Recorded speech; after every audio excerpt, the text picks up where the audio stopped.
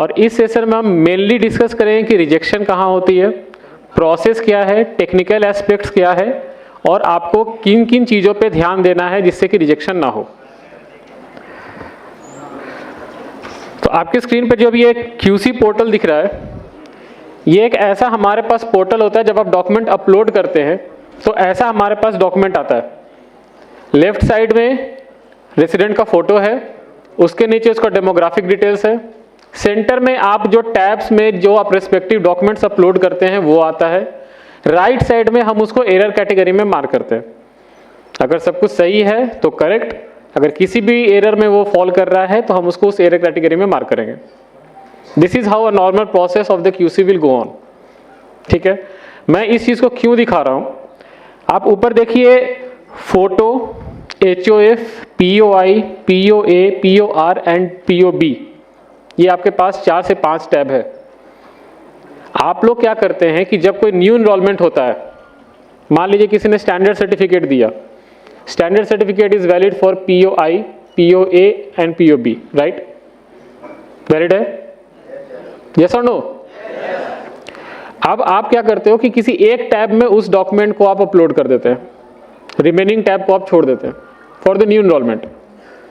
हमारे पास क्या होता है, वो एक टैब में हमारे पास POI आ गया, हम जब दूसरे टैब में गए तो POA है ही नहीं, POB है ही नहीं, हम क्या करें उसको फिर? Ultimately we have to reject that packet, हमको उसको अल्टीमेटली रिजेक्ट करना पड़ता है उस इनरोलमेंट को।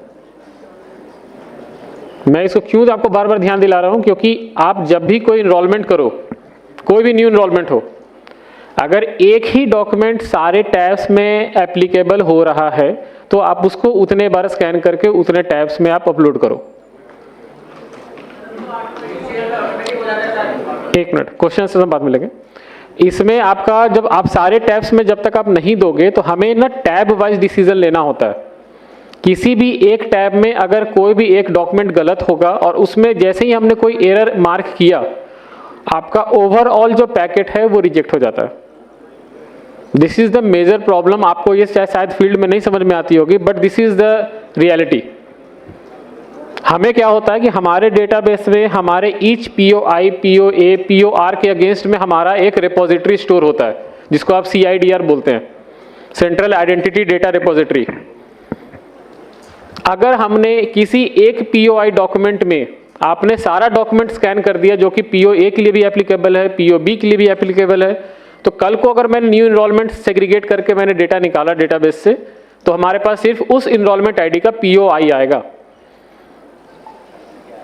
उसके साथ क्या POB लगा हुआ है, क्या POA लगा हुआ है, हमें नहीं पता चलता। एंड एट द एंड जब आप बोलते हो कि ये रिजेक्शन हो गया या RO हमें रिक्वेस्ट भेजते रिजेक्शन एनालिसिस कीजिए, इसका क्यों रिजेक्ट हुआ, हमारे पास वो डेटा नहीं होता क्योंकि आपने एक ही टैब में सारे डॉक्यूमेंट लगा दिए। This is a common problem. New enrolment में आप लोग अच्छे से ध्यान देंगे क्योंकि ऑलमोस्ट 99.6% पॉपुलेशन इंडिया में सबके पास आधार है, और जो न्यू इनरोलमेंट है वो मेजरली 0 to 5 ईयर्स के लिए ही है। अगर अभी भी कोई ग्रेटर देन 18 ईयर्स के पास आधार नहीं है और वो इनरोलमेंट के लिए आ रहे हैं, तो आप उस चीज़ का ध्यान रखेंगे कि उनका एक एक document POI, POA and POB सब कुछ वेरीफाइड होना चाहिए। एक जगह भी अगर आपको सस्पिशियस लग रहा है तो आप उसका इनरोलमेंट नहीं करेंगे, specifically for the new enrolment. कोई लीनियंसी नहीं, कोई लीवरेज नहीं, आप डॉक्यूमेंट लेके आइए तभी हम उसको इनरोल करेंगे for specifically for the new enrolment. ठीक है, नेक्स्ट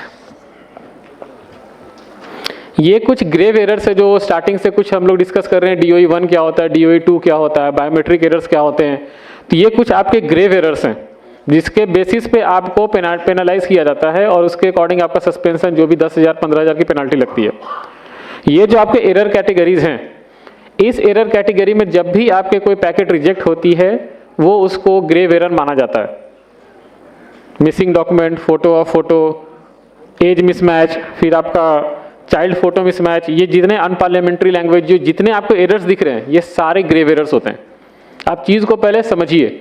आपको जब आप फील्ड में इनरोल करते हैं तो आपको लगता है कि नहीं ये चल जाएगा,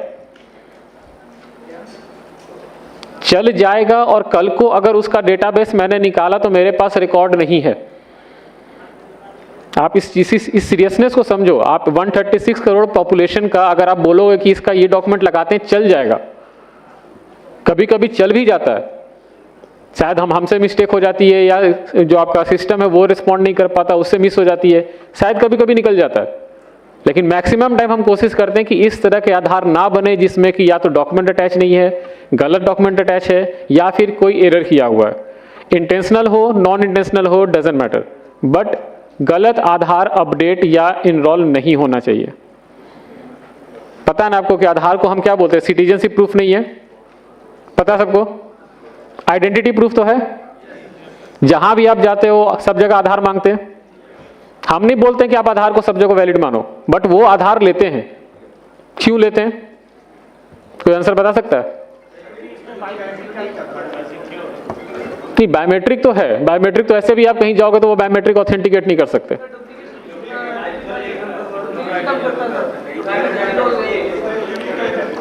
डुप्लीकेसी, ठीक है। डुप्लीकेसी पे मैं आपसे क्वेश्चन पूछता हूं।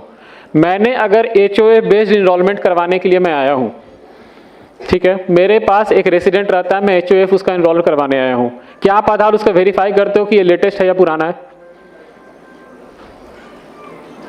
कोई करता है? कैसे करोगे?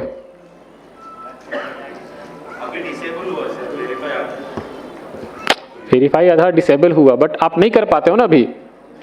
अगर वो हो सकता है कि किसी पुराने एड्रेस पे वो अपना आधार लेके आ रहा है, आप उसी आधार पे HOF बेस्ड इनरोलमेंट कर दोगे। शायद हो सकता है उस एड्रेस पे वो रेसिडेंट रहता भी ना हो, लेकिन किसी और का आधार उस एड्रेस पे बन गया। और HOF तो हमने कभी एज लिमिटेशन पे नहीं लगाया, HOF तो कोई भी कर सकता है। आप चीजों को सीरियसनेस को समझो। जो एक छोटा सा गैप है जिसके लिए हमने रेसिडेंट को बोला है कि नहीं ये एक फैसिलिटी हमें रेसिडेंट को देनी है, उस फैसिलिटी का कहीं गलत इस्तेमाल भी हो सकता है। और इसी तरीके से होता है। आपके पास कोई आधार लेके आता है, आपको पता ही नहीं होता वो अपडेटेड है, पुराना है, कितने साल पुराना है, फर्स्ट आधार है, और आप उसमें देखकर मैन्युअली उसका एड्रेस इनपुट कर देते हो। Head of the family based पे इनरोलमेंट हो गई, वो हेड ऑफ द फैमिली उस एड्रेस पे रहता है नहीं रहता है मुझे नहीं पता, बट किसी और का आधार उस पे बन गया, बन जाता है ना, ऐसी यही प्रोसेस है ना। तो ये जो छोटे छोटे प्रॉब्लम्स हैं इसको हमें ध्यान में रखते हुए जो न्यू इनरोलमेंट्स है उस पे स्पेसिफिकली स्ट्रिक्ट रखना है। एक भी डॉक्यूमेंट जहां पे आपको लगे कि ये प्रॉब्लम है या कुछ मिस्टेक्स है या ओवरराइटिंग किया हुआ है, आप उसको एक्सेप्ट नहीं करेंगे। ये नहीं कि हाँ बहुत दूर से आए हैं तो उनका कर देते हैं, वो दोबारा आ सकते हैं, लेकिन कल को अगर कुछ गड़बड़ हो गया ना तो उनके साथ साथ आप भी जाओगे, फंसोगे साथ में। इसलिए ऐसा काम ही नहीं करना है न्यू इनरोलमेंट में कि किसी को भी ऐसा फील हो कि नहीं आधार ये गलत बन गया है, हमने कुछ डेट ऑफ बर्थ गलत डाल दिया, उसका तो लिमिट ऑलरेडी एक्सीड कर गया, अब वो हर एक रीजनल ऑफिस घूम रहा है कि मेरा डेट ऑफ बर्थ का एक ही लिमिट था, वो भी मैंने अपडेट करवा लिया है क्योंकि इनरोलमेंट ऑपरेटर की गलती थी, अब हम क्या करें। और exception handling is literally an exception process. बहुत हेडेक है और इतने आसानी से आधार नहीं बनता। शायद कुछ लोगों को पता होगा कि एक्सेप्शन प्रोसेस बहुत क्रिटिकल है और इतने आसानी से कोई भी रीजनल ऑफिस उसको अप्रूव नहीं करते। जो आप नेम चेंज या किसी के फादर्स का नेम को पिक कर लेते हो, किसी के मिडिल नेम पिक कर लेते हो, और कोई भी एक POI डॉक्यूमेंट लगाता है जिसमें रिलेशनशिप स्टैब्लिश हो जाता है, और वो उस रिलेशनशिप स्टैब्लिश की वजह से आप उसका POI मान के उसका नेम अपडेट कर देते हो। This is a very critical scenario.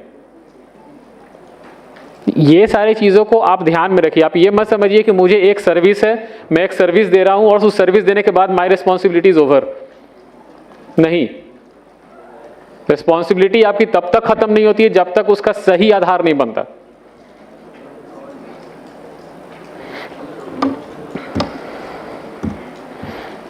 ये देख लीजिए, अगर आप लोग के पास फोन है आप इसका फोटो खींच लीजिए। This is a very critical जो आपका इंफॉर्मेशन है कि DOE 1 क्या होता है, DOE 2 क्या होता है, बायोमेट्रिक क्या होती है, बायोमेट्रिक एरर 2 क्या होता है। ये सारे एरर्स का आप एक फोटो खींच लो, अपने पास रेफरेंस के लिए आप रख लो।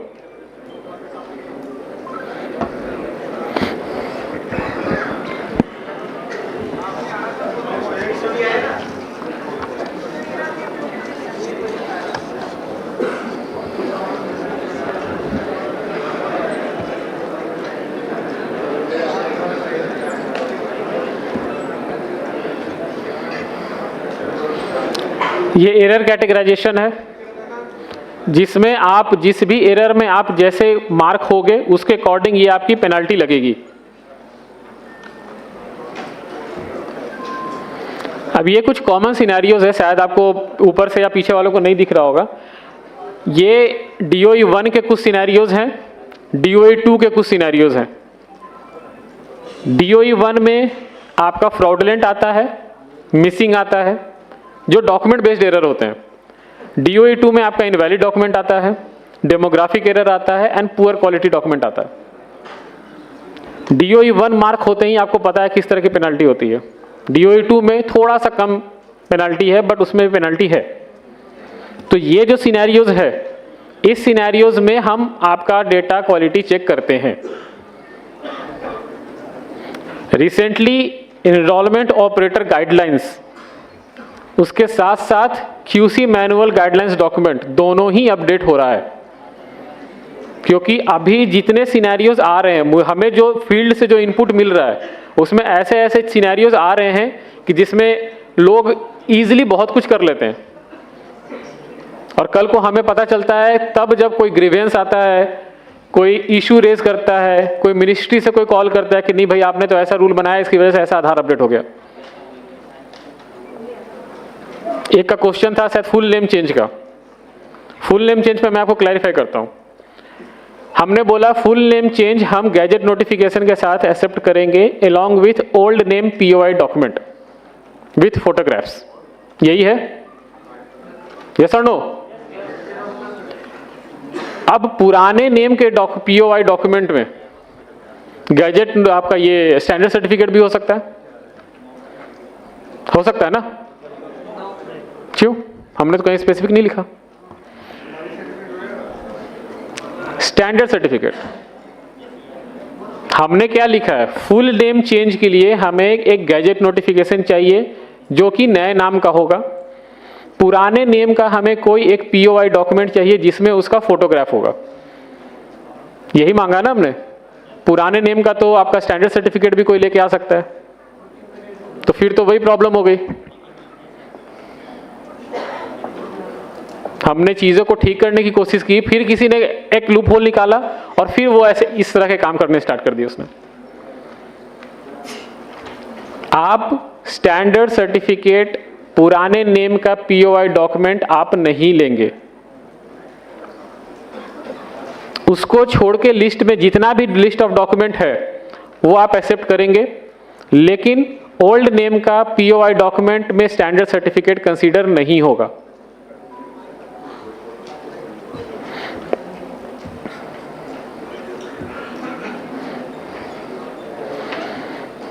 ये कुछ कॉमन मिस्टेक है जो मैं आपको दिखाना चाहता हूं। यहां पे फर्स्ट में है gender photo mismatch. Enrolment operator ने गलती से या इंटेंशनल या non intentional, I don't know, हमें नहीं पता चलता कि वो जानबूझ के कर रहा है या गलती से हो गई है, बट यहाँ पे फोटो किसी मेल का है और वहां पे इनपुट अब मेरे पास मैसेज आया female.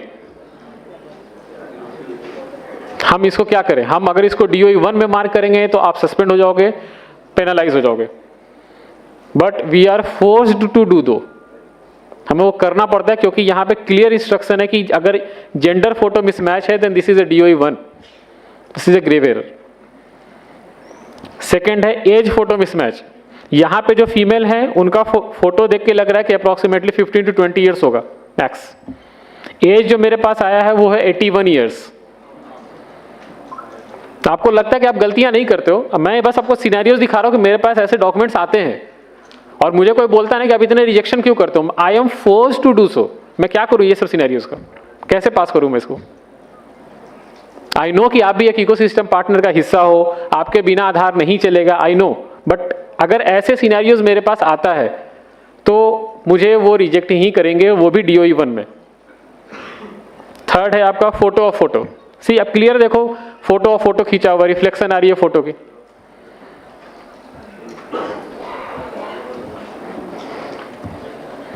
Unparliamentary language, human photo missing, देखो कुछ भी फोटो डाला हुआ है वहां पे। अगर इस पे आधार बन जाता है तो फिर से कल को वही होगा कि हनुमान जी का फोटो आधार बन गया, भगवान का आधार बन गया, किसी और का आधार बन गया, फिर आप हंसोगे बोल के ये कि देखो किसी का भी आधार बन जाता है। क्यों बन जाता है? क्योंकि हम ही गलती करते हैं। वो शायद हम उसको रिजेक्ट नहीं कर पाए और आपने उसको हमें फोर्सफुली भेजा कि आप इसको देखो, हमसे मिस हो गया और वो जनरेट हो गया।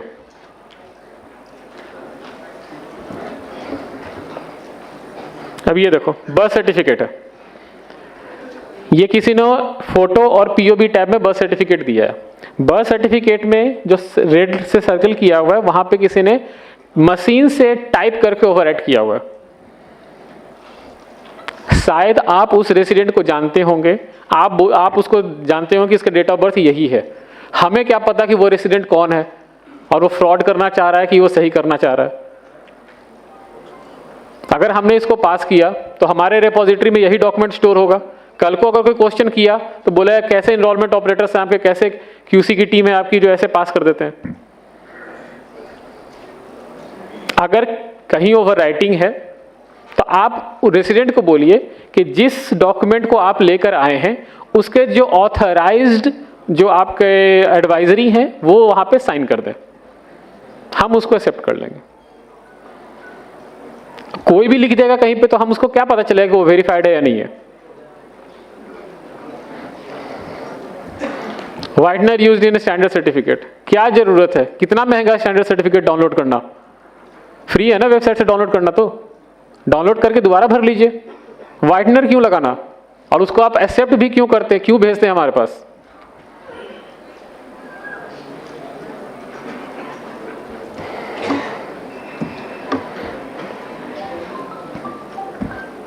सर्टिफाइड डिटेल्स में पूरा ओवर राइटिंग करके दोबारा लिखा हुआ है।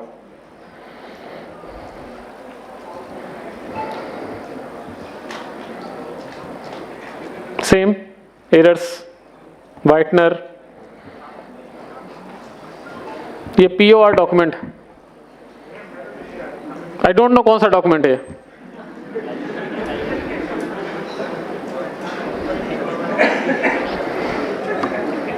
ये देखो क्या है ये?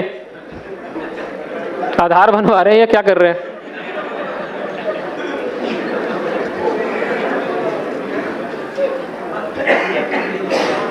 आप ये देखो, आपने सिलेक्ट किया school leaving certificate, school transfer certificate, extract of school record.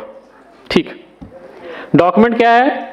कोई पब्लिक माध्यमिक विद्यालय है, उसमें एक्सट्रैक्ट लिखा हुआ है, साइन किया हुआ है, और ये डॉक्यूमेंट हमारा अप्रूव्ड लिस्ट में हम मानते भी नहीं है इसको। आप उसको भेज देते हो कि शायद कोई पास कर दे या चला देगा इसको।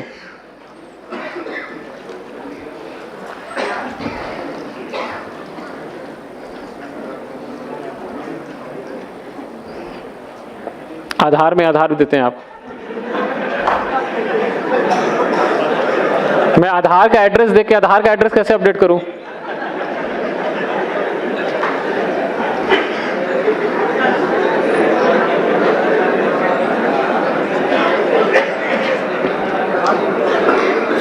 अब देखिए ये एक वैलिड केस है, मैंने इसको क्यों रखा है यहाँ पे।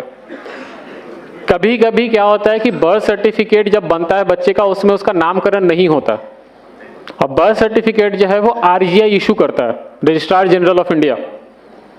उस समय नाम नहीं होता है तो वो क्या करते हैं कि उस जगह को ब्लैंक छोड़ देते हैं और बाकी रिमेनिंग इंफॉर्मेशन भर देते हैं, इसलिए कि कल को अगर आपका नाम हो जाता है, नामकरण कर दिया जाता है, तो आप आके अपडेट करवा लीजिए। इन्होंने क्या किया, खुद से ही नामकरण करके लिख दिया और वो आपने स्कैन करके भेज दिया, आपको भी लगा कि हाँ सही है, यही तो नाम है, भेज दो।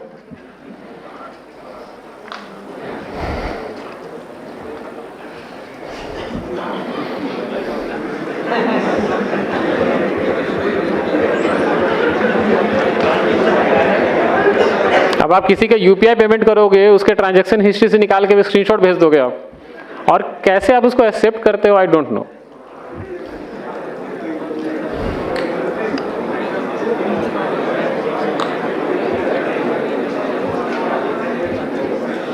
ये कॉमन एरर्स था जो मेरे पास आते हैं, उसके कुछ मैंने स्क्रीनशॉट्स आपको दिखा दिए थे। इसके अलावा अब मैं आपके रिजेक्शन पे बात करता हूं। आपके पैकेट मैक्सिमम टाइम रिजेक्ट होता होगा, technical error. I know the pain जो है ग्राउंड में, मुझे पता है। Data process error, no description, reason not found, packet data invalid, UID inactive, technical issues. आप RO का अप्रोच करते हो कि इसका मुझे कॉरेस्पॉन्डिंग एक मैसेज कोड निकाल के दो, क्यों हुआ ये? कभी अप्रोच किया आपने? कल मैं टेक सेंटर से आया हूँ बेंगलोर से, और मैं वहाँ पे स्पेसिफिकली ये सारे रिजेक्शन कोड के साथ साथ जो MDD प्रोसेस होता है, मैनुअल डीडुप्लीकेशन।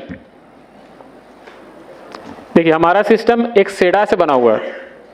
आप जो भी पैकेट आप यहाँ से भेजते हो वो हमारे एक सेडा में आता है। सेडा से 14 स्टेजेस हैं, वो घूम के वापस से सेडा में आता है, उसके बाद वो आधार जनरेट होता है। सेडा से पहले एक प्री सेडा होता है, जहाँ पे कि अगर आपका मान लीजिए डॉक्यूमेंट आपने स्कैन किया, अपलोड किया, लेकिन वो हमारे पास नहीं पहुँचा, तो वो प्री सेडा में रिजेक्ट हो जाएगा। उसका मैसेज कोड जाएगा packet was rejected in pre सेडा फ्लो। सेडा इतना टेक्निकल मत जाओ आप। तो ये जो रिजेक्शन है वो सेडा से पहले होता है। अब आते हैं सेडा पे। सेडा के बाद जो पैकेट स्टार्ट होती है, बेसिकली पैकेट की जर्नी सेडा के बाद स्टार्ट होती है। आप चीज को समझो, यहाँ ये जो प्रोसेस है ना, इससे आपको समझ में आ जाए कि आपकी गलती कहाँ होती है। सेडा के बाद वो पैकेट अलाइन होता है QC में जाने के लिए। QC में टोटल 5 स्टेजेस है। न्यू इनरोलमेंट के लिए DDC, उसके बाद smart QC, then new enrolment, अगर एक्सेप्शन है तो बायोमेट्रिक एक्सेप्शन, एंड देन उसके बाद वो QC से आउट होता है। किसी भी एक जगह पे पैकेट सस्पिशियस लगा, कहीं ना कहीं तो वो रिजेक्ट हो जाएगा under the manual data quality check. This is the rejection code of QC। इसको छोड़ के अगर कोई भी रिजेक्शन है that is not related to the QC, all are related to the different process of the सेडा। QC से निकलता है, उसके बाद जाता है वो मेटा डेटा वैलिडेशन में। आप पूछो मेटा डेटा वैलिडेशन क्या होता है? आपका ECMP क्लाइंट वैलिड है नहीं है, इनरोलमेंट ऑपरेटर वैलिड है नहीं है, आपने जहां से सिंक किया उसका लैटिट्यूड लॉन्गिट्यूड वैलिड है नहीं है, आपने GPS एक्टिव था, इंटरनेट कनेक्टिविटी थी, जो जितने इंफॉर्मेशन आपसे फील्ड से रिलेटेड है, क्लाइंट से रिलेटेड है, वो मेटा डेटा वैलिडेशन में होता है। तो QC के बाद भी इट्स अ चांस कि जहां पे आपका पैकेट रिजेक्ट हो जाए, that is a Meta data validation. उसके बाद होता है OSI, operator supervisor introducer verification. अगर वहां पे किसी का सस्पिशियस लग गया, वहां पे भी रिजेक्ट हो जाएगा। उसके बाद आता है बायोमेट्रिक, जो MDD है, मैनुअल डीडुप्लीकेशन। वहां पे आप जो फिंगर, आइरिस और फेस, ये जो भी आप स्कैन करते हो, इसका एक स्कोर आता है हमारे पास। मैंने रिसेंटली जो कल मैंने देखा, वो मेरे लिए मतलब शॉकिंग था कि किसी ने ऐसे आप स्कैन करते हो कि 4 फिंगर मैंने यहां से लिया, उसको ऊपर मैंने फिर से 4 फिंगर उस रेसिडेंट का लगा के दे दिए।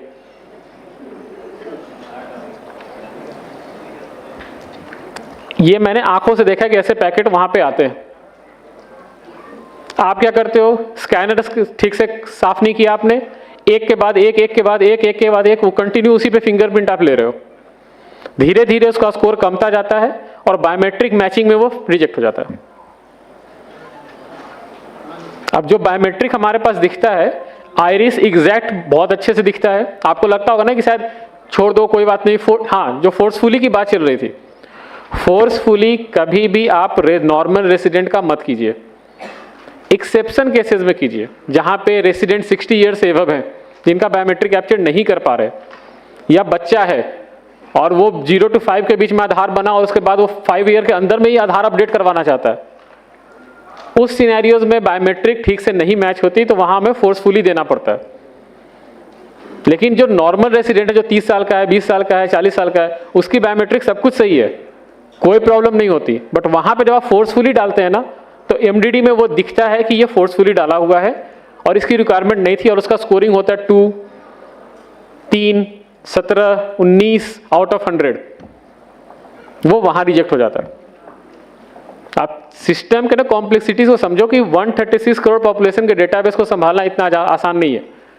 और ये जो जितने स्टेजेस हैं, ये सारे स्टेजेस मैनुअल भी हैं और ऑटोमेटेड भी हैं। कहीं ना कहीं तो एक पैकेट फंसी जाता है। अब अब आप ऐसा मान लो कि मैंने अगर ये इस कोड में रिजेक्ट किया कि आपका लेफ्ट फिंगर का, लेफ्ट हैंड का जो फर्स्ट फिंगर है वो मैच नहीं किया ओरिजिनल आपके फिंगरप्रिंट से, इसलिए मैंने रिजेक्ट कर दिया। ये मैं रेसिडेंट को अगर मैसेज भेजूं तो रेसिडेंट क्या बोलेगा कि मुझे इससे क्या मतलब है? ये आपकी परेशानी है, ये हमारी परेशानी है। This is not a resident headache. वो वहां पे technical issues, data process error, वो वहां पे उस तरह के कैटेगरी में रिजेक्ट होते हैं। आप ऑफलाइन इनरोलमेंट कर रहे हैं, जैसे ही आपने सिस्टम सिंक किया, फ्रैक्शन ऑफ सेकंड के लिए आपका इंटरनेट चला गया।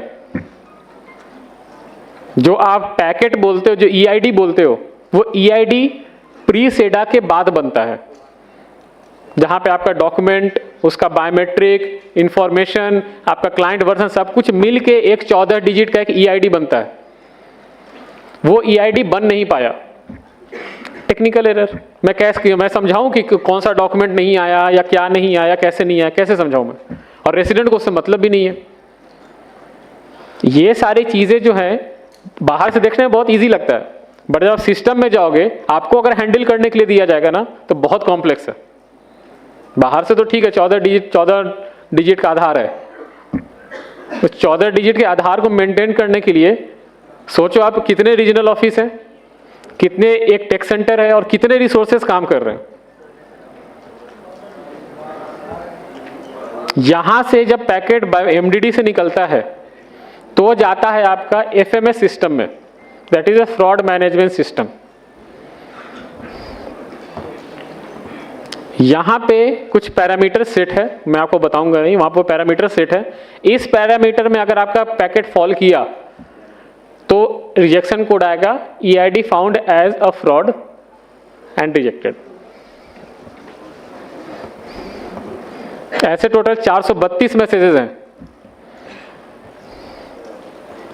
रिजेक्शन के, एक्सेप्टेंस के, किस तरह के रेसिडेंट को मैसेज जाना चाहिए, किस तरह से इनरोलमेंट ऑपरेटर को मैसेज जाना चाहिए, उसमें भी अभी हम काम कर रहे हैं कि आपके पास ही मैसेज जाए। तो ये सारे जो टेक्निकल चीजें हैं, ये आपको ग्राउंड पे नहीं पता होता। आपको लगता है कि नहीं, मेरे पास एक इनरोलमेंट करना है या अपडेट करना है, आया रेसिडेंट, जानकार ही होता है, कर देते हैं। जानकार भी हो तो बोल देते हैं कर दो ना, कोई दिक्कत नहीं है, 85 रुपया तो जाएगा, 100 रुपया तो जाएगा।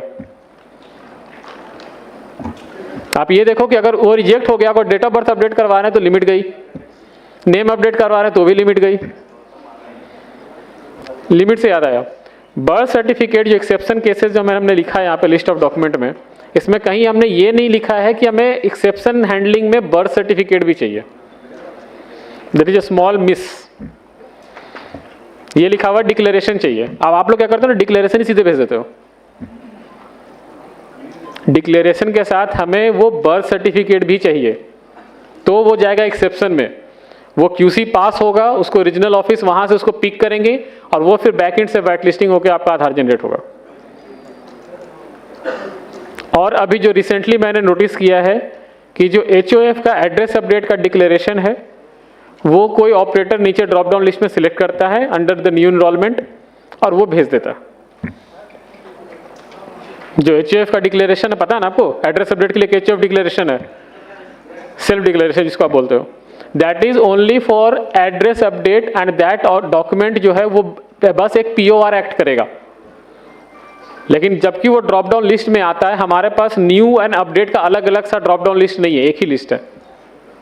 तो उसमें वो लिस्ट में आता है, लोग क्या करते हैं, उसी को डॉक्यूमेंट को सिलेक्ट किया, न्यू इनरोलमेंट में डाला, अपडेट भेज दिया। हमारे पास वो बस एक कैटेगरी आता है, फोटो और एक पीओआई। पीओआई में क्या है, सेल्फ डिक्लेरेशन।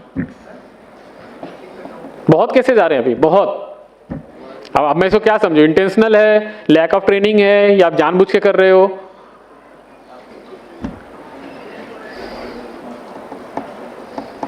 तो ये एक कॉमन सिनेरियोज थे और जो मेरा एक्सपीरियंस था वो मैंने आपको शेयर किया है।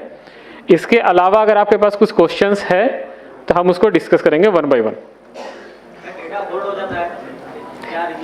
डेटा होल्ड नहीं होता है, डेटा एमडीडी में होल्ड होता है।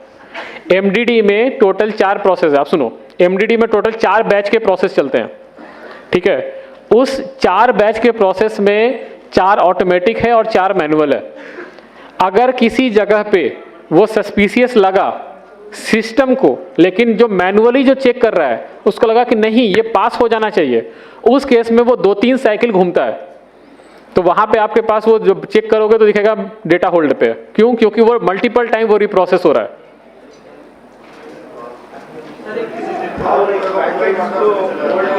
एक 1 by 1 आप कोई माइक देंगे प्लीज? एक minute 1 by 1 we will go 1 by 1।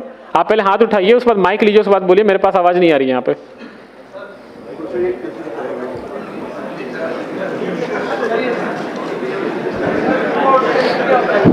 Hello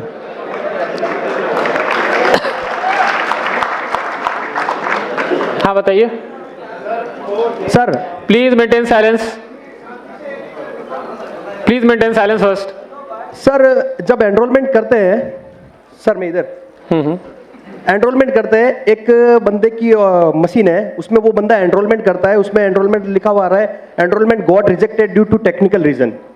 जब एनरोलमेंट स्लिप को अपन पोर्टल से चेक करते हैं तो वह लिखा हुआ आ रहा है मिसमैच रिलेशनशिप। एग्री होता है। पर क्यों सर, होता है? जी आपको नहीं पता क्यों होता है? नहीं। किसी को पता है रिलेशनशिप मिसमैच क्यों होता है?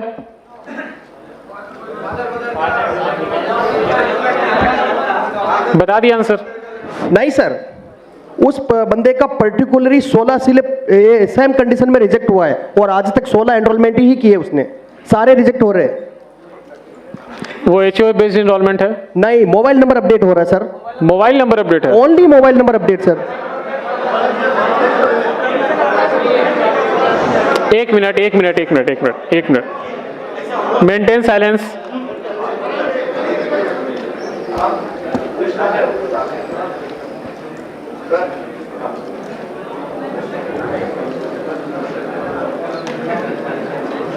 देखो मेरे पास 2 ऑप्शन है, या तो मैं क्वेश्चन आंसर करूं और नहीं तो आप बोल लो, मैं जाता हूं।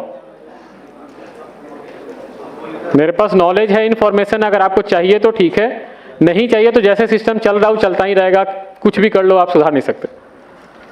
एक क्वेश्चन है, क्वेश्चन 1 by 1 कीजिए, उसको एड्रेस करेंगे तो शायद जिसको नहीं पता उसको भी समझ में आएगा कि वो ऐसा प्रॉब्लम है, शायद मेरे लिए भी वो न्यू लर्निंग कर्व हो। एक साथ क्वेश्चन पूछोगे तो ना मुझे समझ में आएगा ना मैं किसी का आंसर दे सकता हूं।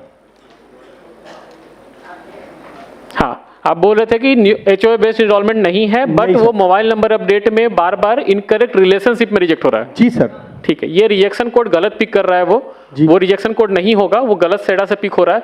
या ईआईडी कुछ सैंपल आप निकाल के भेज देना रीजनल ऑफिस को, वो एनालिसिस करके आपको वापस बता। सर मैंने टेक सपोर्ट पे मेल किया था। टेक सपोर्ट नहीं, आप रीजनल ऑफिस अप्रोच कीजिए, रीजनल ऑफिस को बोलिए कि ये कुछ सैंपल ईआईडीज है 5-6 जो कि इस एरर कैटेगरी में रिजेक्ट हो रहे हैं, जो कि सिर्फ मोबाइल अपडेट है। सर उस पर्टिकुलर उस ऑपरेटर का ही हो रहा है। एग्जैक्टली यही मैं बोल रहा हूँ कि किसी एक पर्टिकुलर एक सिनेरियोज में हो रहा है ना, तो उस सिनेरियोज का एक एनालिसिस करना पड़ेगा जो आपको रीजनल ऑफिस जो कि आपको उसका हेल्प करेगी। रीजनल ऑफिस के पास आप अपना एक केस ना आप रिटर्न में दे दो, हम एक बार रीजनल ऑफिस से बात करके आप इस पे रिवर्ट करें। Thank you sir, thank you. लिख लीजिए इसको। ठीक है, नेक्स्ट क्वेश्चन। माइक दीजिए उनको। एक minute. Hello please maintain silence. नमस्ते सर, मैं Nagpur Maharashtra. Maintain silence please. सुनो आराम से, अगर क्वेश्चन आंसर होना है तो सब लोग शांति से बैठेंगे, जो बोलेगा वो बोलेगा। एक आदमी है, हाथ उठा दो, देख लेता है, एक एक करके पहुंचेंगे। 500 में सबको मौका नहीं मिलेगा, 2, 4, 10 सवाल जरूर ले लिए जाएंगे, जिसका ज्यादा रिलेवेंट है वो अच्छा है, बट किसी सवाल पे सबको हल्ला करने की कोई जरूरत नहीं। सुनो, इसीलिए है क्योंकि सीखने के लिए और समझने के लिए बुलाया गया है। जो तुम्हारे इश्यूज हैं वो सुन रहे हैं, समझ रहे हैं, जो यहाँ सॉल्यूशन नहीं होगा वो सॉल्यूशन हम नोट करवा करके बैक इनसे बात कर लेंगे, बट एक एक कर करके बोलो, सब बोलोगे तो कुछ भी नहीं होगा। चलो जी हाँ बताइए। नमस्ते सर, मैं नागपुर महाराष्ट्र से हूँ। मेरा क्वेश्चन एड्रेस चेंज से रिलेटेड है। एड्रेस चेंज में पहले son of, daughter of, care of, इस तरह के 3 ऑप्शंस आते थे। आजकल सिर्फ केयर ऑफ का ऑप्शन आता है। बिल्कुल, क्योंकि तो हमने वो ऑप्शन हटा दिया है ईसीएमपी से ही, क्योंकि अब जो डॉटर ऑफ, जो केयर ऑफ सेक्शन है, उसको हम उसी में एक ही में इंक्लूड कर रहे हैं। जी। अगर आप लिखोगे डॉटर ऑफ समथिंग तो वो आप आधार को ना एज ए पीओ और डॉक्यूमेंट आप इस्टेब्लिश कर देते हो। तो वो हमारे लिए कभी कभी ऐसे केसेस आते हैं जहाँ पे कि बोला जाता है कि ये आधार है, इसमें मेरे फादर का नाम है, लिखा है डॉटर ऑफ सन ऑफ, तो आप इसको एक्सेप्ट कर लीजिए। जी। ये जब प्रॉपर्टीज के जो ट्रांजेक्शंस होते हैं ना, वहाँ पे बहुत वाइटल रोल होता है, इसीलिए हमने उसको स्टैंडर्डाइज करके केयर ऑफ सेक्शन कर दिया है। दैट विल नॉट सिग्निफाई कि वो डॉटर ऑफ है, सन ऑफ है या क्या है, जस्ट केयर ऑफ, सबके लिए सिंपल एक रूल। जी सर, दिक्कत इसमें होता है ना, महाराष्ट्र में क्या होता है, first name middle name last name होता है, तो उसमें दिक्कत नहीं होती। कुछ लोग एमपी साइड से आते हैं, उसका नाम होता है अशोक कुमार और पिता का नाम होता है मुकेश कुमार, तो वो लोग साथ में नहीं लिखते, वो नाम में फर्स्ट नेम में ही लिखते हैं अशोक कुमार और फिर नीचे में सन ऑफ का ऑप्शन होता था, तो वहाँ मुकेश कुमार फिर एड्रेस स्टार्ट होता था। तो अभी साथ में लिखने के लिए उसके बाद डॉक्यूमेंट नहीं होता, उसके पास सिर्फ मुकेश कुमार का ही डॉक्यूमेंट रहेगा, पापा का नाम साथ में ऐड नहीं रहता उसके डॉक्यूमेंट में। नहीं, तो आप केयर ऑफ सेक्शन में ही उसको डाल दीजिए ना, मेरे पास तो रेस्पेक्टिव डॉक्यूमेंट आ गया ना उसका। जी जी। उनको क्यों चाहिए कि वो सन ऑफ ही लिखवाएं अपने आधार पे? तो क्योंकि वो नाम के साथ ऐड नहीं होता ना उनके पापा का नाम, वो साथ में सिर्फ फर्स्ट नेम और कुमार ऐड करवाते हैं बस। एग्जैक्टली वही मैं बोलना चाह रहा हूँ कि जो रेसिडेंट के इस पॉइंट ऑफ व्यू से सोच रहे हैं, आप आधार के पॉइंट ऑफ व्यू से सोचिए कि अगर मैंने ये लीनियंसी दी तो कल को कोई भी जो नेम अपडेट होता है, वो नेम अपडेट भी कोई एक आईडी प्रूफ दिखा के वो कर लेगा। जो एक पैन कार्ड दिखाएगा वो बोलेगा कि ऊपर मेरा नेम है, नीचे फादर नेम है, आप उसको पिक कर लो। जी। मैं क्यों पिक करूं उस चीज को? इसीलिए हमने उसको स्टैंडर्डाइज कर दिया है कि नहीं, केयर ऑफ सेक्शन ही रहेगा। आप जो एनरोलमेंट स्लिप में आप डालोगे उसके कॉरेस्पॉन्डिंग जो डॉक्यूमेंट होगा वहां पे अगर उनका नाम होगा तो वेल एंड गुड है, नहीं होगा तो हम उसको रिजेक्ट करेंगे। जी। और सर एड्रेस से रिलेटेड एक और क्वेश्चन है, अगर इलेक्ट्रिसिटी बिल हम ऐड कर रहे हैं प्रूफ ऑफ रेसिडेंट में, सुनो बाकी लोगों को भी समय दो। सर सेम एड्रेस से रिलेटेड पूछ रहा हूँ। ठीक है, दूसरे लोग भी पूछ लेंगे। सर सर एक एरर आ रही है, हम अपडेट किया कहाँ से बोल रहे हैं? जी सर। हाँ सर आधार कार्ड अपडेट किया, 4 दिन बाद साइट पे स्टेटस चेक किया, आधार इज सक्सेसफुली अपडेटेड जनरेटेड, लेकिन डेटा उसका डाउनलोड कर रहे हैं तो पुराना ही डेटा उसका शो कर रहा है। बिल्कुल हो सकता है। आधार अपडेट होने के बाद जो मैंने एफएमएस तक आपको फ्रॉड मैनेजमेंट सिस्टम तक समझाया था, उसके बाद एक प्रोसेस होता है यूआईडी पिकर। यूआईडी पिकर में क्या होता है कि अगर न्यू इनरोलमेंट है तो एक 12 नंबर का रैंडम जो डिजिट है वो पिक करके उसके साथ एसोसिएट होगा, या फिर अगर अपडेट है तो उस नंबर के साथ उसको लिंक करके आधार जनरेट किया जाता है, जो कि बाद में XML फाइल जनरेट होता है। आधार आपका अपडेट हो गया है, लेकिन जब तक XML फाइल जनरेट नहीं होगा तब तक आप उसको डाउनलोड नहीं कर सकते। XML फाइल बेसिकली जो आपका लुक एंड फील होता है ना, जो आप डाउनलोड करते हैं उसको XML फाइल बोलते हैं। तो वो जब होगा तो फिर आप उसको डाउनलोड कर सकते हैं। एक मिनट, कहाँ से? हाँ बताइए। वो कुछ बोलना चाह रहा था। हाँ बताओ। हाँ इधर।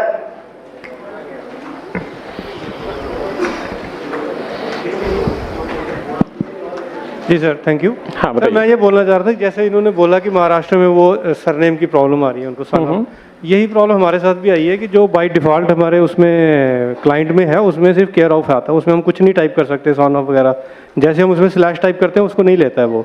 लेकिन यही अगर हम ऑनलाइन करता है कोई तो उसमें वो ले लेता है। लोग हमारे पास आते हैं कि हमने उनको रिफ्यूज़ किया, हमने उनको बेवकूफ़ बनाया, लेकिन उन्होंने खुद किया या किसी और से ऑनलाइन करवाया उन्होंने, तो वो उनका बन के भी आ गया। ठीक है, वैलिड पॉइंट, नोटेड। हम देखेंगे इस पे, वैलिड पॉइंट है। हमारे टीम से कोई इस पॉइंट को नोट कर लीजिएगा कि ECMP क्लाइंट में ऑप्शन नहीं आ रहा है, SSUP में ही ऑप्शन है। Next question, 1 by 1।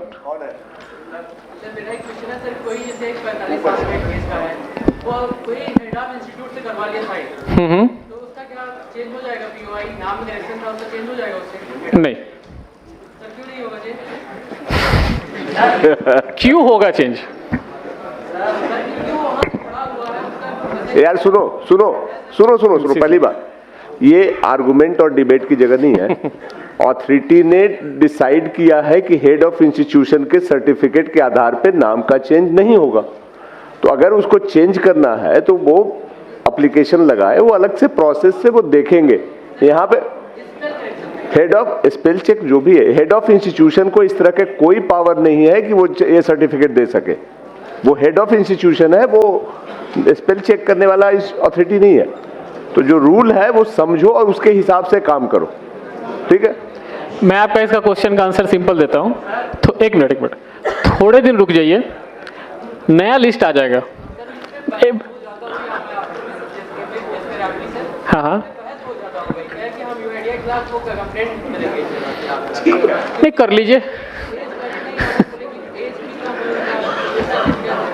नहीं देखिए, आप ऐसे समझिए, हेड ऑफ द इंस्टीट्यूट है जो प्रिंसिपल, मैं इसे प्रिंसिपल मान के चलता हूँ। प्रिंसिपल किसी भी स्टूडेंट का आइडेंटिटी चेंज करने के लिए कैसे ऑथराइज्ड है? कैसे? आप रेसिडेंट पर्सपेक्टिव से मत देखो, आप ऐसे समझो कि आप आधार से रिलेटेड हो। आप ऐसे समझो कि अगर कोई प्रिंसिपल ये लिख के देता है कि रमेश कल से सुरेश है, तो हम मान लें उसको? माइनर तो मानूंगा सर, माइनर ठीक है, I am taking your consider, I am taking. Vipin है, VIPIN है, BIPIN मैंने कर दिया। एक minute, I am got your question. Minor correction ना, ठीक है। आपके गलती से किसी का नाम जो है विपिन था, BIPIN बन गया, लेकिन उसका ओरिजिनल नेम जो है VIPIN था, ठीक है। वो बोल रहा है कि एक स्कूल का हेड प्रिंसिपल से मैं लिखवा के लाता हूं और उसके बाद आप मेरा नाम चेंज कर दो। स्कूल का जो हेडमास्टर या प्रिंसिपल है वो पुराने विपिन को जानता था? ना ही वो नए विपिन को जानता है। इट्स ओनली कि वो एक विपिन को जानता है जो उसको स्कूल में या कॉलेज में पढ़ता है। अगर आप इस तरह के केसेस को सबको बोले कि नहीं ये पास हो जाना चाहिए, तो स्कूल में ही आप समझो कि सारे नाम जब अपडेट करवा लेंगे। गीता जो है GEETA से GITA हो जाएगी। जो क्यों? क्योंकि है प्रिंसिपल ने लिख के दे दिया है। प्रिंसिपल कैसे किसी का आइडेंटिटी प्रूफ बन सकता है? Sir my query UCL related. एक minute. Ravikant Singh sir, rural area से बिलोंग करते हैं सर। हाँ बताइए। एक बच्चा 6 क्लास में पढ़ रहा है सर, ठीक है। ऐसे पर उसके आधार में रिकॉर्ड है PRABIN, ठीक है सर। डेट ऑफ बर्थ भी उसकी जो भी है एज पर स्कूल रिकॉर्ड है उसका नाम है PRAGWN, ठीक है सर। अब ये बताओ उसको किसके बिहाफ पे हम चेंज कर सकते हैं सर? तो आपने पहले वो नाम पे क्यों आधार बनवाया? क्या सर? आपने पहले उस नाम पे आधार क्यों बनवाया? बच्चे अब तो कह रहे सर आधार पैन नहीं, सिंपल सॉल्यूशन है। आप RGI जाइए, बर्थ सर्टिफिकेट अपडेट करवाइए, इजी प्रोसेस है। बर्थ सर्टिफिकेट अपडेट करवाइए, हमें भी दे दीजिए, हम बर्थ सर्टिफिकेट बेसिस पे आपको तुरंत अपडेट कर देंगे। RGI जो ये गवर्नमेंट बॉडीज होती है, they are authorised to act as a POI। Principal headmaster नहीं ऑथराइज्ड हैं POI को प्रूफ करने के लिए। यार सुनो कॉलम आ रहा है सर, लिस्ट में लिखा हुआ है पूरा हेड ऑफ इशू आ रहा है सर उसमें, और मतलब रजिस्टर ऑफिसर भी आ रहा है सर। मतलब आप ही ऑप्शन दिए हुए हैं सर, दोनों ऑप्शन है सर। ऑप्शन कैसे? एक मिनट, क्या लिखा हुआ है लिस्ट ऑफ डॉक्यूमेंट में? सर ये पूरा लिखा हुआ है 23 नंबर में, 4 और उसमें रजिस्टर ऑफिसर दे देगा सर A1। हमने, हाँ ठीक है। अब आप बोल रहे हो प्रिंसिपल का, मुझे पता कैसे चलेगा कोई प्रिंसिपल ग्रुप A ऑफिसर है? ग्रुप A ऑफिसर है, मुझे कैसे पता चलेगा? लेक्चरर क्या होता है सर? लेक्चरर तो ग्रुप रजिस्टर ऑफिसर नहीं होता। आपके गांव में होता होगा, आप ऐसे समझो, आपको मैं बता रहा हूँ। IIT जानते हो ना आप लोग? IIT का जो प्रोफेसर होता है ना, वो ग्रुप A ऑफिसर नहीं होता। आप देखो, आप रेसिडेंट पर्सपेक्टिव से जो क्वेश्चन पूछ रहे हो ना, आप मेरे पर्सपेक्टिव से देखो कि अगर मेरे पास ना ऐसे करोड़ों सिनेरियोज होते हैं, अगर मैं ऐसे सिनेरियोज पिक करके मैं पैकेट पास करूं ना, तो ऐसे n नंबर ऑफ केसेस और बनेंगे। नहीं सर, उनको डिक्लाइन करने का एक प्रॉपर रीजन तो दीजिए कि हम उनको ये बोल सके इस वजह से हम नहीं बना रहे इनको। आप रेगुलर POI डॉक्यूमेंट लेके चाहते कि हम फोर्सफुली हम बनाना चाहते नहीं सी हैं, बनाना नहीं है सर। आप देखिए, न्यू इनरोलमेंट जो है, आप सुनो, मेरा नाम XYZ था, ठीक है। XYZ मेरा नाम आधार में बन गया, ठीक है। XYZ आधार में नाम बन गया, अब मुझे उसको XYA करवाना है, ठीक है। आप कोई भी रेगुलर POI डॉक्यूमेंट ले आइए, हम उसे अपडेट कर देंगे, लेकिन ऐसे डॉक्यूमेंट लेके मत आइए जो कि किसी का डिक्लेयर्ड होगा। अब एक सवाल इधर से ले रहे हैं। एक minute sir my query UCL। Maintain silence first. हाँ सर बताइए। Sir maximum time of update 3 महीने 4 महीने तक होल्ड में रहता है, और उसके बाद में अंडर प्रोसेस ही लिखा हुआ आता है, भले ही हमने केवल मोबाइल नंबर अपडेट किया हो। एग्री होता है, तो कोई सॉल्यूशन? सॉल्यूशन इसके लिए देखिए, ये जो है ये कोई इंटेंशनल प्रॉब्लम नहीं है। ये क्या होता है ना कि जब आप कोई भी आधार को अपडेट करते हैं, आप वहाँ पे बताते हैं कि मोबाइल नंबर अपडेट है, लेकिन जो प्रोसेस है पूरा अपडेट होने का, वो प्रोसेस तो वो ट्रैवल करेगा। उसके बीच में कहीं पे भी उस पैकेट का स्ट्रक्चर खराब हो गया ड्यू टू टेक्निकल रीजंस, मतलब टेक सेंटर में कुछ हुआ, हमने ECMP क्लाइंट वर्जन अपडेट कर दिया, या फिर कुछ अपडेट आ गए, इसकी वजह से क्या होता है कि उसका रैंडम में बीच रास्ते में उसका पैकेट का स्ट्रक्चर खराब हो जाता है। वो उसको बार बार रिकॉल करता रहेगा कि पुराने वाले आइडेंटिटी पे, कभी कभी पास कर जाता है, कभी कभी वो अंडर प्रोसेस अटक जाता है। कभी कभी ये भी होता है कि आप ECMP से डालिए, वो अंडर प्रोसेस है, SSUP से डालिए, वो पास पहले निकल जाता है। कई बार कस्टमर के पास में रिजेक्ट का मैसेज आता है और जब डाउनलोड करते हैं तो सही से डाउनलोड हो जाता है। हाँ बिल्कुल, वो देखिए हमने क्या बोला कि हमारा जो सेडा सिस्टम है, सेडा सिस्टम पे हमने अपडेट कर दिया, जो पोर्टल है या रेसिडेंट को जो मैसेज जा रहा है वहाँ अपडेट नहीं हुआ, लेकिन जो उसका XML फाइल है वो जनरेट हो गया। उस केस में उसका आधार अपडेट हो चुका है, वो डाउनलोड कर सकते हैं, लेकिन जो पोर्टल जो आप बात कर रहे हो अंडर प्रोसेस है, वो वहाँ पे अपडेट नहीं हुआ है। सर एक चीज, ये वाइस वर्सा भी हो सकता है। ECMP में पैकेट को चेक किया जा सकता है, जबकि UCL में हम चाहते हैं कि लास्ट में सबमिट करने से पहले एक बार हम पूरा व्यू करके देख लें कि हमने डाटा सही से अपडेट किया। सही से डाटा डाला नहीं। सबमिट से पहले एक व्यू का ऑप्शन हो, रिव्यू का, तो उसमें सारी चीजें एक साथ दिख जाए, उसके बाद सबमिट हो। Valid point. टीम प्लीज इस पॉइंट को भी लिख लीजिए कि UCL में जैसे ECMP में दिखता है, वैसे UCL में भी ऑप्शन होना चाहिए समराइज सबमिट करने से पहले, कि एक बार ऑपरेटर जो है चेक कर सकें कि इस इंफॉर्मेशन को डाला वो सही है या नहीं। वैलिड पॉइंट है, टीम इस पर नोट कर लीजिए। Thank you. एक सर लैंग्वेज चेंज का ऑप्शन नहीं होता यदि किसी UCL में, यदि हमें किसी महाराष्ट्र वाले का डाटा अपडेट करना है, एड्रेस अपडेट करना है, उसके बाद में वैलिड डॉक्यूमेंट भी है, लेकिन हम उसे हिंदी लैंग्वेज में कन्वर्ट नहीं कर सकते, और महाराष्ट्रियन हमको आती नहीं है, कन्नड़ हमको आती नहीं है, केवल हम इंग्लिश में उसका डाटा अपडेट कर सकते हैं, लेकिन हिंदी में उसमें लोकल लैंग्वेज में क्या आ रहा है हम नहीं जानते। लोकल लैंग्वेज चेंज करने का ऑप्शन भी होना चाहिए ताकि हम हिंदी में उसका एड्रेस अपडेट कर सकें जो उसके वैलिड डॉक्यूमेंट में है। ठीक है, आपका क्वेश्चन का आंसर देंगे तिवारी जी, एक बार जाकर उनको आंसर दीजिए। नेक्स्ट क्वेश्चन पूछिए, आप जाकर उनको इन पर्सन आंसर दीजिए। UCL क्लाइंट जो होता है ऑनलाइन चलता है, और जो ECMP क्लाइंट होता है वो ऑफलाइन होता है। हम डेटा जो अपलोड करते हैं वो ऑनलाइन करते हैं, बट जो इनरोलमेंट न्यू या अपडेट करते हैं ऑफलाइन करते हैं ECMP क्लाइंट से। तो जो हमारा पहले आधार बन चुका है जिस लैंग्वेज में, उस लैंग्वेज को रेसिडेंट जब अपना थंब लगाता है तो डेटा फैच करके सिस्टम पर दिखाता है, और उसी डेटा पे हम जो है अपना अपडेट करते हैं। तो हमारा ओल्ड डेटा ऑलरेडी जब सिस्टम में रखा हुआ है और हमारा ऑथेंटिकेशन करके वो भेज रहा है, तो उसमें हम चेंज नहीं कर सकते हैं। आपको चेंज करने के लिए क्लाइंट के थ्रू अपलोड करेंगे तब जाके चेंज होगा, क्योंकि आपका उसमें बायोमेट्रिक लिया जाएगा। UCL ऑनलाइन क्लाइंट चलता है। एक मिनट। UCL से रिलेटेड अगर क्वेश्चन है तिवारी जी, एक बार जाकर उनको इन पर्सन बताइए। दूसरा क्वेश्चन पूछिए कोई। एक minute, one at a time. Family है, उसके 5 मेंबर थे, तभी डॉक्यूमेंट अपडेट का ऑप्शन आया हुआ है। ठीक है, 1 मिनट साइलेंस प्लीज।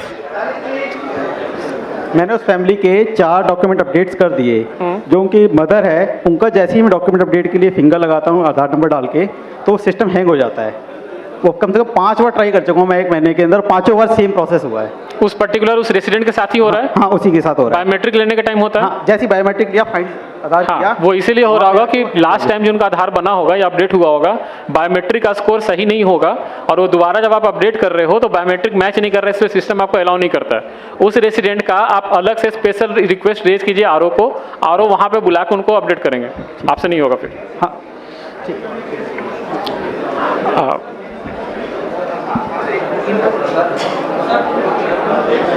सर जैसे नेम की, डेट ऑफ बर्थ और जेंडर की लिमिट है, तो बायोमेट्रिक कोई लिमिट तो नहीं है? बायोमेट्रिक अपडेट करने की नहीं, यस, कोई लिमिट नहीं। हाँ, जितनी बार चाहे करवा सकते हैं। Thank you. चलिए क्लोज कर सकते हैं। बाकी सवाल आप लोग अपने अपने लिख के दे दीजिए, हम लोग कलेक्ट कर लेंगे। हमारे ऑफिसर्स यहाँ पे हैं, दे विल कलेक्ट। आप एक काम कीजिए, देखिए सबका क्वेश्चन तो मैं नहीं ले सकता हूं, जो मोटा मोटी क्वेश्चन था और जो एरर था वो मैंने आपको समझा दिया। मेरे पास एक क्वेश्चन भी आया कि डेटा प्रोसेस एरर में क्यों रिजेक्ट होता है। मैंने अभी बताया आपको कि डेटा प्रोसेस और जो टेक्निकल एरर्स है ये इसलिए इसका नाम रखा गया क्योंकि इसका जो एग्जैक्ट डिटेल्स है वो अगर मैं आपको समझाऊं या रेसिडेंट को समझाऊं तो नहीं समझ में आएगा। आप एक काम कीजिए, आपके जो क्वेश्चंस हैं आप कंसोलिडेट करके सीएससी टीम लीडर्स को, मेंबर्स को दीजिए, वो एक बार उनके थ्रू हमारे पास आएगा, हम उसको एड्रेस करके आपके पास वापस भिजवा देंगे, ठीक है।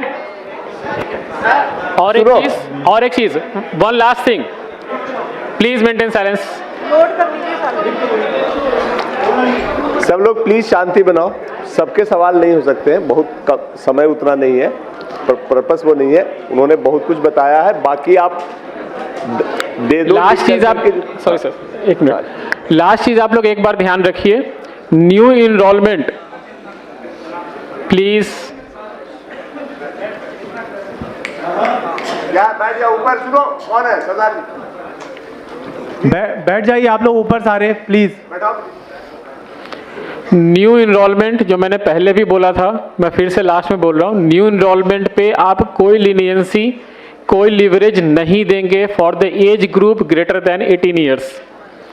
एक भी डॉक्यूमेंट में ओवरराइटिंग है, सस्पिशियस लग रहा है या कोई भी इशू आपके लेवल पे दिख रहा है, आप उसको एक्सेप्ट नहीं करेंगे, मेरे पास नहीं भेजेंगे आप उसको पैकेट को।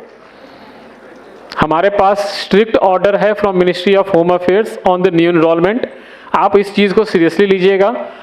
न्यू इनरोलमेंट में अगर क्यूसी में पास होता है, क्यूसी विल बी पेनलाइज्ड, और इनरोलमेंट ऑपरेटर अगर हमें भेज रहा है वो भी पेनलाइज होंगे और ज़्यादा होंगे, क्योंकि अब जितने आधार बन गए हैं मैक्सिमम लोग आइडेंटिटी चेंज करवा रहे हैं, और आइडेंटिटी चेंज करने के लिए जो मैंने आपको बताया था स्टैंडर्ड सर्टिफिकेट मैक्सिमम लोग यूज़ कर रहे हैं। आप स्टैंडर्ड सर्टिफिकेट नहीं लोगे for the name change, gadget notification हो ना हो doesn't matter, standard certificate is not applicable. ये 2 पॉइंट आप ध्यान रखेंगे आगे से जब भी इनरोलमेंट या अपडेट कीजिएगा। Standard certificate for old POI और न्यू इनरोलमेंट में हर एक टैब्स में मुझे डॉक्यूमेंट चाहिए और वैलिड डॉक्यूमेंट चाहिए।